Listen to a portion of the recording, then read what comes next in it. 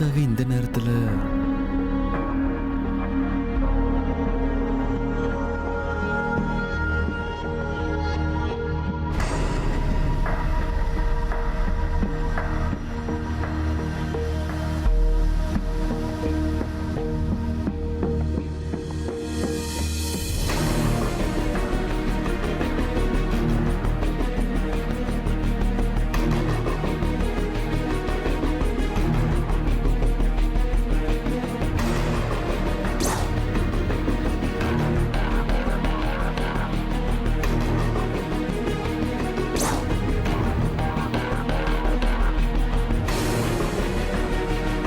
அண்ணா இங்கதானே வந்தாரு, எங்க போயிருப்பாரு?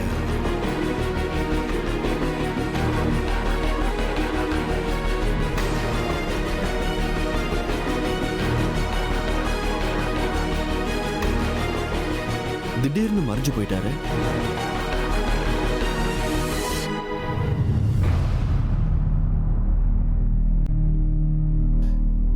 நாகமணியை மறைச்சு வைக்க இதுதான் சரியான இடம்.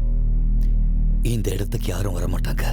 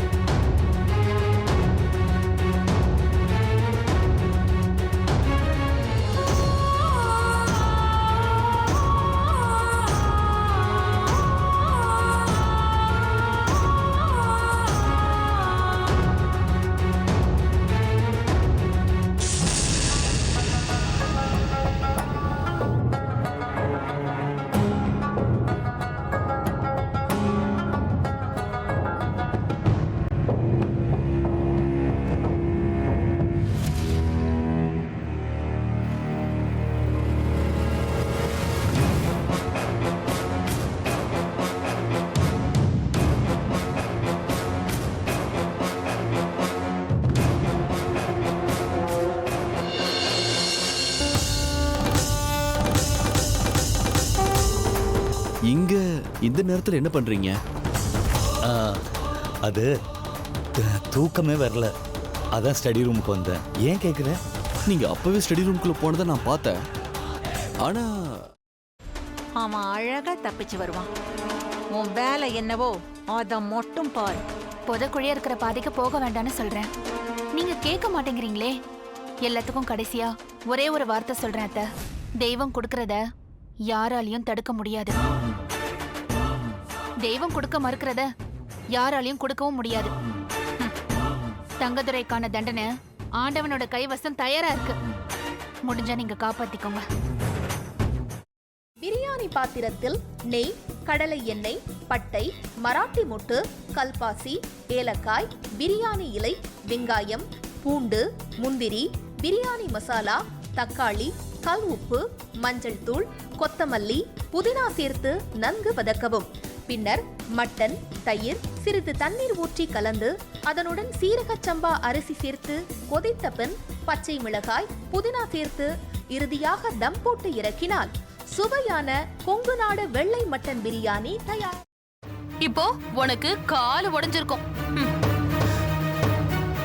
தனோ, பார்த்து சூதானமா நடந்துக்கோ. இந்த வீடு பயங்கரமான காடு மாதிரி, யாரு யாரு அழிப்பாங்கன்னே தெரியாது. அக்கா, இப்ப நான் என்னக்கா பண்றது? யோசிக்கவே யோசிக்காத. உன் புருஷன் தலையில நறுக்குன்னு 4 கொட்டு கொட்டி சம்மதிக்க வச்சிரு, புரியுதா? சரிக்கா. முதல்ல அந்த வேலையை பாரு. போ போ. செல்வி எங்க போயிருக்கான்னு சொல்லு. அதான் நீங்க சொன்னீங்களேம்மா, அவங்க அம்மா அப்பா வீட்டுக்கு போயிருக்காங்க. அப்படிதான் சொல்லணும். சரி, சந்தோஷ்க்கு லெமன் டீ கொடுத்துட்டு உடனே வந்துடணும், புரிஞ்சுதா? சரிங்க. போ. எப்படி?